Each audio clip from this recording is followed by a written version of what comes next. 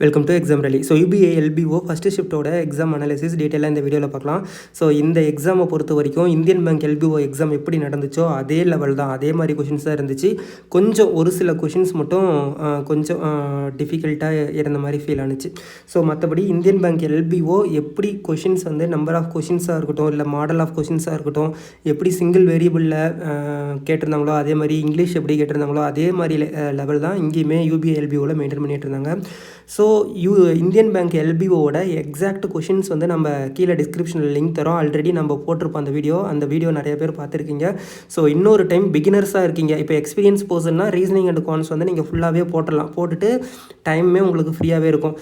ஒரு பிகினராக இப்போ தான் நீங்கள் வந்து ப்ரிப்பரேஷன் ஸ்டார்ட் பண்ணுறீங்கன்னா கண்டிப்பாக மறக்காமல் அந்த வீடியோவை கீழே டிஸ்கிரிப்ஷன் லிங்க் தரேன். அந்த வீடியோவில் இருக்க கொஷின்ஸ் வந்து ஒரு டைம் சால்வ் பண்ணிட்டு போங்க, ரொம்பவே ஹெல்ப்ஃபுல்லாக இருக்கும். அதே மாதிரி கொஷின்ஸ் தான், அதே மாதிரியான லெவலான கொஷின்ஸ் தான் இன்றைக்கி கேட்டிருந்தாங்க. ஸோ இப்போ ரீசனிங்கை பொறுத்த வரைக்கும் ஃப்ளோர் பேஸ்டு கேட்டிருந்தாங்க, unknown number of person, uncertain number of persons கேட்டிருந்தாங்க, பேரலல் ரோ கேட்டிருந்தாங்க, மிஸ்லனஸ் கொஷின்ஸ், அதாவது நம்பர் கொடுத்துட்டு அதில் பேக்வேர்ட் ஃபார்வேர்டு, அதே மாதிரியே ஒரு வேர்டு கொடுத்துட்டு அதிலிருந்து மீனிங்ஃபுல் வேர்டு நம்ம ஃபைன் பண்ணுற மாதிரி, இந்த மாதிரி ஈஸியான கொஷின் ப்ரிலிம்ஸில் கேட்குற ஈஸியான கொஷின்ஸ் தான் இருந்துச்சு. இன்புட் அவுட்புட் கேட்டிருந்தாங்க, 3 லெட்டர் வேர்டு 4 லெட்டர் வேர்டு ரெண்டும் மிக்ஸ் பண்ணி கொடுத்துருந்தாங்க. 3 லெட்டர் வேர்டு வந்து லெஃப்ட் ஹேண்டில் இருந்தும் 4 லெட்டர் வேர்டு வந்து ரைட் ஹேண்டில் இருந்தும் எழுதிட்டு வர மாதிரியும், அதில் சில ஷஃப்லிங் மாதிரி கொடுத்துருந்தாங்க. வவல்ஸு ஆல்ஃபாபெட்டை வந்து ஃபஸ்ட்டு இன்டர்சேஞ்ச் பண்ணி நம்ம எழுதுகிற மாதிரி ஈஸியான லாஜிக்காக தான் இருந்துச்சு இன்புட் அவுட்புட். அதுக்கப்புறம் month with date. So month with டேட்டுமே ஈஸியாக இருந்துச்சு. 4 மந்த்து 2 டேட்டு கொடுத்துருந்தாங்க. ஃபஸ்ட்டு ஸ்டேட்மெண்ட்டே பார்த்தீங்கன்னா odd number of days with on number date. So இந்த மாதிரி தான் இருந்துச்சு, ஈஸியாக தான் இருந்துச்சு அதுவுமே.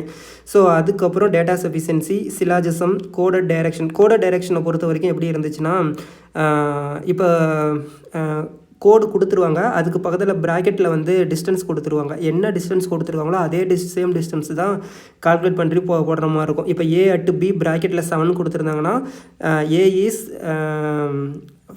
7 மீட்டர் வெஸ்ட் ஆஃப் பி, அந்த ப்ராக்கெட்டில் என்ன வேல்யூவோ அதே மீட்டர் தான் டிஸ்டன்ஸ் வர மாதிரி இருந்துச்சு. ஈஸியாக தான் இருந்துச்சு.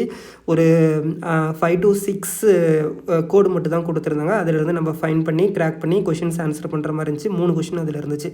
அதே மாதிரி கோடட் இன்இக்வாலிட்டியும் எப்பயும் போல் ரொம்ப ஈஸியாக தான் இருந்துச்சு. நார்மலாக ரொம்ப ஹார்ட் லெவல் போகவே தேவையில்ல. கோடட் இன்இக்வாலிட்டியில் அவங்க வந்து ஈஸியான லெவல் எப்படி கேட்டாங்களோ அந்த மாதிரி தான் கேட்டிருந்தாங்க. அதில் 2 கொஷின் வந்து ஈஸியாக இருந்துச்சு, ஒரு கொஷின் மட்டும் 2 ஸ்டேட்மெண்ட் வச்சு கொடுத்துருந்தாங்க. ஸோ கோடட் இன்இக்வாலிட்டி ஈஸியாக தான் இருந்துச்சு. பாக்ஸ் பேஸ்டு பசில்ஸுமே எப்படி இருந்துச்சுன்னா ஒரு 3 to 4 லைன் இல்லாட்டி 3.5 லைன் மட்டும்தான் இருந்துச்சு. பாக்ஸ் பேஸ்டு பஸ்ஸில் சிங்கிள் வேரியபிள் தான், ரொம்பவே ஈஸியாக இருந்துச்சு. ஸோ ரீசனிங்கை பொறுத்த வரைக்கும் அந்த குறிப்பிட்ட 1 ஹவர் கொடுத்துருக்காங்க இல்லையா, ஸோ அதில் 35 மினிட்ஸ் இல்லாட்டி 40 மினிட்ஸில் எல்லா கொஷினும் அட்டன் பண்ணுற மாதிரி தான் இந்த எக்ஸாமே இருந்துச்சு. ஸோ அட்டன் பண்ணிவிட்டு ரொம்ப நேரம் ஃப்ரீயாகவே இருந்தாங்க. ஸோ அதுக்கப்புறம் இந்த ரீசனிங்கை பொறுத்த வரைக்கும் ஆல்ரெடி நம்ம கொஷின் சால்வ் பண்ணியிருக்கோம், அந்த கொஷின்ஸ் ஒரு 1 செகண்ட் பார்த்துட்டு போயிருங்க. ஸோ அது ரொம்பவே ஹெல்ப்ஃபுல்லாக இருக்கும். அதுக்கப்புறம் கான் செக்ஷனை பொறுத்த வரைக்கும் இதுவும் இந்தியன் பேங்க் எல்பிஓவில் கேட்ட கான் செக்ஷன் மாதிரி தான் இருந்துச்சு. லீனியர் லைன் கிராஃப் கொடுத்துருந்தாங்க, பார் கிராஃபு, அதுக்கப்புறம் டேட்டா சஃபிஷியன்சி, அப்ராக்சிமேஷன் கொடுத்துருந்தாங்க, மிஸ்ஸிங் நம்பர் கொடுத்துருந்தாங்க. அதுக்கப்புறம் அப்ளிகேஷன் சம். இந்த அப்ளிகேஷன் சம்ஸை பொறுத்த வரைக்கும் என்ன டிஃப்ரெண்ட் அப்படின்னா, கொஷின் கொடுத்துட்டாங்க, கீழே 4 ஸ்டேட்மெண்ட் 3 ஸ்டேட்மெண்ட் அந்த மாதிரி கொடுத்துட்டாங்க, 3 கொஷின் மாதிரி. இந்த ஃபஸ்ட்டு இதுலேயே வந்து நம்மளுக்கு ஒரு ஆன்சர் கிடச்சிரும், அதை வச்சு கீழே வந்து கொஷின் மாதிரி கேட்டிருந்தாங்க. ஸோ அந்த மாதிரி வந்து ஒரு 2-3 அப்ளிகேஷன் சம்ஸ் இன்றைக்கி இருந்துச்சு. அதுதான் கொஞ்சம் டிஃப்ரெண்ட்டாக இருந்துச்சு. பட் இதானா இந்த மாடல் வந்து நார்மல் மாடல் தான். ஸோ அதனால் எந்த ஒரு மேஜர் டிஃப்ரென்ஸும் இல்லைன்னு தான் சொல்லலாம் எக்ஸாமு. இந்த கான்ஸை பொறுத்த வரைக்கும் நல்லா கொஞ்சம் ப்ராக்டிஸ் இருக்கிறவங்க 35 கொஷினுமே அட்டன் பண்ணுற மாதிரி தான் எக்ஸாம் இருந்துச்சு. ஸோ கொஞ்சம் பிகினர் அப்படின்னா ஒரு சில கொஷின் மட்டும் அட்டன் பண்ண முடியாத மாதிரி இருக்கும். கான்செப்ட் தெரில அப்படிங்கிறப்ப எல்லாமே பேசிக் கான்செப்டை வச்சு தான் நம்ம போடுற மாதிரி தான் இருந்துச்சு. ஸோ கான்ஸை பொறுத்த வரைக்கும் ரொம்ப ஈஸியாக தான் இருந்துச்சு, எல்லாமே அட்டன் பண்ணுற மாதிரி தான் இருந்துச்சு. ஸோ அதுக்கு அடுத்தது இங்கிலீஷு. ஸோ இங்கிலீஷை பொறுத்த வரைக்கும் பேராஜம்பிள் ரொம்ப ஈஸியாக இருந்துச்சு.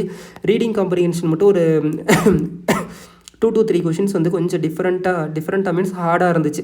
அந்த பேசேஜை நல்லா அண்டர்ஸ்டாண்ட் பண்ணி அதிலிருந்து ஆன்சர் பண்ணுற மாதிரி இருந்துச்சு. இப்போ ஒரு எக்ஸாம்பிள், ஒரு வெக்காபுலரி வந்து பேசேஜில் கொடுத்துருக்காங்கன்னா அதுக்கான சினானிம்ஸை எடுத்து அது ரிலேட் பண்ணி வந்து சென்டென்ஸை கொடுத்து அதிலிருந்து ஆன்சர் பண்ணுற மாதிரி இருந்துச்சு ரீடிங் காம்ப்ரிஹென்ஷன். ஸோ அதுவுமே ஒரு 8லேருந்து 9 கொஷின் மட்டும் பக்கமாக கொடுத்துருந்தாங்க, ஈஸியாக தான் இருந்துச்சு. அதுக்கப்புறம் சிங்கிள் ஃபில்லரும் ஈஸியாக தான் இருந்துச்சு. எப்பயும் போல் பிஓ ப்ரிலிம்ஸ் லெவலில் எப்படி ஃபில்லர் கொஷின் கேட்பாங்களோ அதே மாதிரி தான் இருந்துச்சு. அதுக்கப்புறம் எரரில் வந்து சில கொஷின் வந்து எரர் இல்லாத எதுன்னு கேட்டாங்க, ஒரு கொஷின் வந்து எரர் எதில் இது இருக்குது அப்படிங்கிற மாதிரி கேட்டிருந்தாங்க. அந்த கிவன் டைரக்ஷன் வந்து கரெக்டாக பார்த்துக்கோங்க, எப்படி கொடுத்துருக்காங்க அப்படின்னு பார்த்துட்டு எரர்லெஸ் அந்த கொஷின் அட்டன் பண்ணும்போது அதை மட்டும் கேர்ஃபுல்லாக இருங்க. அதுக்கப்புறம் வேர்டு யூசேஜில் ஃப்ளேரு, எர்த்து, ஹர்டல் இந்த மாதிரி இந்த 3 வேர்டும் கொடுத்துருந்தாங்க. இதுக்கு கீழே 3 சென்டென்ஸ் கொடுத்துருந்தாங்க, எந்த சென்டென்ஸ் வந்து கரெக்டாக யூசேஜ் பண்ணியிருக்காங்க அப்படிங்கிற மாதிரி. அதுக்கப்புறம் ஃப்ரேஸ் ரீப்ளேஸ்மெண்ட், எப்பயும் போல் ஃபேஸ் ரீப்ளேஸ்மெண்ட் அப்படின்னா ஒரு ஃப்ரேஸ் கொடுத்துட்டு அதை அண்டர்லைன் பண்ணி போல்ட் பண்ணி கொடுத்துருவாங்க, அதை ரீப்ளேஸ் பண்ணுற வேர்டு வந்து நம்ம சூஸ் பண்ணுற மாதிரி இருக்கும். அதுக்கப்புறம் வேர்ட் ஸ்வாப்பிங், 3 வேர்டு வந்து போல்ட் பண்ணி ஆல்ஃபபெட் கொடுத்துட்டாங்க, ஏபிசி அப்படின்னு கொடுத்துட்டாங்க, அதில் ஸ்வாப் பண்ணி எழுதுகிற மாதிரி தான் கொடுத்துருந்தாங்க. ஸோ ஓவராலாக இங்கிலீஷை பொறுத்த வரைக்கும் நல்லா வெல்வெஸ்டாக இருக்கீங்க அப்படின்னா ஃபுல் கொஷினுமே அட்டன் பண்ணுவாங்க. ஓரளவுக்கு ஆவரேஜ் லெவலில் இருக்கவங்க ஒரு 5 கொஷின் மட்டும் தான் கொஞ்சம் ஹார்டாக இருக்கிற மாதிரி இருக்கும். ஸோ மற்றபடி எல்லாமே இங்கிலீஷுமே அட்டன் பண்ணுற மாதிரி தான் இருந்துச்சு. ஸோ இங்கிலீஷை பொறுத்த வரைக்கும் 35 கொஷின்ஸ்க்கு வந்து அரௌண்ட் 27 to 32 கொஷின்ஸ் வந்து ஈஸியாக அட்டன் பண்ணுற மாதிரி இருந்துச்சு. ஸோ குவான்ஸை பொறுத்த வரைக்கும் 35க்கு 32 to 33 கொஷின்ஸ் வந்து அட்டன் பண்ணுற மாதிரி இருந்துச்சு. ரீசனிங்கை பொறுத்த வரைக்கும் ஃபுல்லாக அட்டன் கொடுக்குற மாதிரி இருந்துச்சு. பட் 45 கொஷின்ஸில் 42 to 44 கொஷின்ஸ் வந்து ஈஸியாக போடுற மாதிரி தான் ரீசனிங் செக்ஷன் இருந்துச்சு. அதுக்கப்புறம் சிஏ. ஸோ கரண்ட் அஃபேர்ஸை பொறுத்த வரைக்கும் லாஸ்ட்டு 3 மந்த் வந்து நிறையா கொஷின்ஸ் கேட்டிருந்தாங்க, September, October, November. So for example cancer awareness day கொடுத்துருந்தாங்க. அதுக்கப்புறம் ஐவிஆர்எஸில் இந்த ஐயோட அப்ரிவேஷன் என்னன்னு கேட்டிருந்தாங்க. ஸோ ஒரு சில கொஷின்ஸ் இப்போ 40 கொஷின் இருக்குன்னா அதில் ஈஸியான கொஷின்ஸ்னு சில நம்பர் ஆஃப் கொஷின்ஸ் இருக்கும் இல்லையா, அது எல்லாமே ஓரளவுக்கு நம்ம நார்மலாக கரண்ட் அஃபேர்ஸ் படிச்சிருந்தாவே அதெல்லாம் ஆன்சர் பண்ணுற மாதிரி தான் இருந்துச்சு. ஸோ நீங்கள் கரண்ட் அஃபேர்ஸ் கரெக்டாக நீங்கள் படிச்சிருந்தீங்கனாவே இந்த எக்ஸாமில் 10 to 15 வந்து அழகாக ஸ்கோர் பண்ணலாம், ஈஸியாக ஸ்கோர் பண்ணுற மாதிரி தான் எக்ஸாம் இருந்துச்சு. சில கொஷின் ஸ்டாட்டிக் பேங்க்கில் இருந்து கேட்டிருந்தாங்க, அது மட்டும் அந்த பேங்கிங் நாலேஜ் இன்டெப்த்தாக கரண்ட் சீனரியோவில் வந்த ஆர்பிஐ ரிப்போர்ட்டை வச்சு அதை வச்சு நம்ம ரிலேட் பண்ணி படிச்சிருந்தோம் அப்படின்னா அதையுமே நம்மளால் ஆன்சர் பண்ண முடியும். ஸோ கரண்ட் அஃபேர்ஸ் இதுதான். இனிமேட்டுக்கு அடுத்த ஷிஃப்ட் போகிறவங்களுக்கு என்ன நான் சொல்வேன் அப்படின்னா, ரீசனிங் அண்ட் குவான்ஸ் வந்து நல்லாவே ப்ராக்டிஸ் பண்ணிட்டு போயிருங்க. நீங்கள் பிகினராக இருக்கீங்க, எக்ஸ்பீரியன்ஸ் பர்சனுக்கு பிரச்சனை இல்லை, அது ஈஸியாகவே பண்ணிடலாம். நீங்கள் ரீசனிங் அண்ட் குவான்ஸ் ஃபுல்லாகவே போட்டலாம். பிகினர் அண்ட் ஆவரேஜ் லெவலில் இருக்கவங்க ஆல்ரெடி நம்ம வீடியோ லிங்க் வந்து கீழே டிஸ்கிரிப்ஷன் தரோம், அந்த கொஷின்ஸ் எல்லாமே ப்ராக்டிஸ் பண்ணிட்டு போங்க.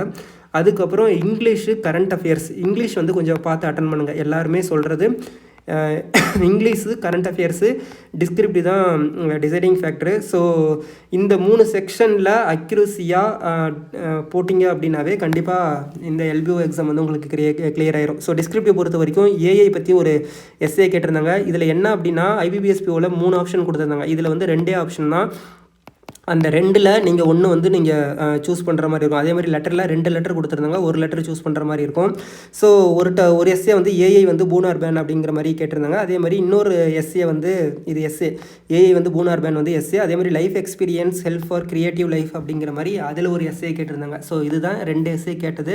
அதுக்கப்புறம் ஒரு லெட்டர் வந்து ஃபேக்ட்ரியில் நம்ம ஒர்க் பண்ணுறோம், அது வந்து லேபர் டிபார்ட்மெண்ட்டுக்கு எழுத சொன்னாங்க. அந்த ஃபேக்ட்ரியில் நம்ம ஒர்க் பண்ணுறோம்ல, நம்ம ஃபேக்ட்ரியில் சேஃப்டி மெஷர் வந்து கம்மியாக இருக்குது, அதேமாதிரி ஒர்க்கிங் ஹவர்ஸும் அதிகமாக இருக்குது, அதை பற்றி ரிப்போர்ட் பண்ணுங்கள், கம்ப்ளைண்ட் பண்ணுங்கள் அப்படிங்கிற மாதிரி லெட்டர் வந்து கேட்டிருந்தாங்க. ஸோ இன்னொரு லெட்டர் கேட்டிருந்தாங்க, இன்னொரு லெட்ரு சரியாக வந்து பார்க்கல, பட் லெட்டர் வந்து ஈஸியாக தான் இருந்துச்சு. ஸோ டிஸ்கிரிப்டிவ் பொறுத்த வரைக்கும் 30 மினிட்ஸு, லெட்டருக்கு வந்து 10 மார்க்கு, எஸ்ஏக்கு வந்து 15 மார்க்கு.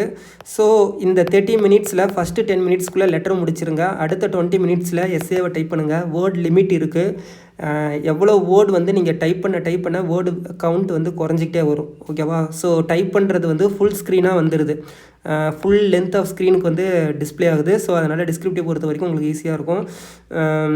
அதே மாதிரியே current affairs, English and descriptive இது பொறுத்து தான் டிசைடிங் ஃபேக்டராக இருக்கும். ஸோ அப்கமிங் பேட்சுக்கு எக்ஸாம் போகிறவங்க இந்த 3 செக்ஷனில் எந்த அளவுக்கு உங்களால் பெஸ்ட்டாக கொடுக்க முடியுமோ அந்த அளவுக்கு நீங்கள் பெஸ்ட்டாக கொடுங்க. கரண்ட் அஃபேர்ஸை நல்லா ரிவிஷன் பண்ணிட்டு போயிருங்க, முக்கியமான நியூஸை ரிவிஷன் பண்ணிட்டு போங்க. அதிலே உங்களால் மார்க் வந்து ஒரு 10 to 15 வந்து உங்களால் ஸ்கோர் பண்ண முடியும், ஓகேவா? ஸோ ஓவராலாக எக்ஸாம் அனாலிசிஸ் இது தான். இந்தியன் பேங்க் எல்பிஓ எக்ஸாம் மாதிரி தான் இருந்துச்சு. ஸோ எக்ஸ்பெக்டட் கட் ஆஃப் வந்து எல்லா ஷிஃப்ட்டும் முடிஞ்ச வாட்டி நம்ம எக்ஸ்பெக்டட் கட் ஆஃப் வந்து நம்ம ப்ரெடிக்ட் பண்ணலாம். ஸோ இப்போ எக்ஸாம் வந்து நாளைக்கு போகிறவங்க எக்ஸாம் லெவல் எப்படின்னு உங்களுக்கு தெரிஞ்சிருச்சு. ஸோ எந்த செக்ஷனில் கான்சன்ட்ரேட் பண்ணணும் அப்படிங்கிறது ஒரு ஐடியா உங்களுக்கு கிடச்சிருக்கும். So English, current affairs, descriptive இந்த 3ல் வந்து நல்லா ஃபோக்கஸ் பண்ணி வரப்போகிற அடுத்த பேட்ச் போகிறவங்க வந்து எக்ஸாம் நல்லா பண்ணுங்கள். Okay, all the best days. Thank you.